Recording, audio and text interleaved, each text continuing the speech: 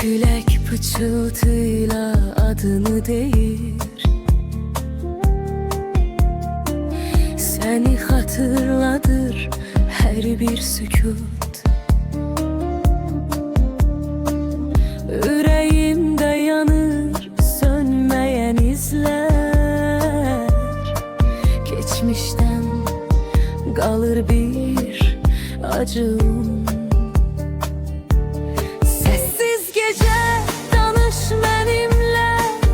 O geden günleri qaytar yenə, bir baxışı yetərdi mənə.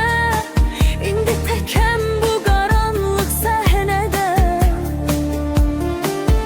yağış damlasında üzünü görürəm, amma toxuna bilmirəm.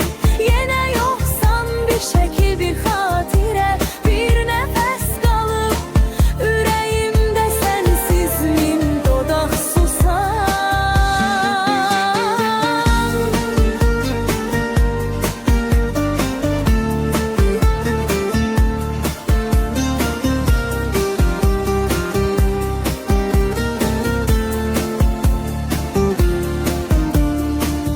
Səssiz gecə danış mənimlə, o gedən günləri qaytar yenə. Bir baxışı yetərdi mənə,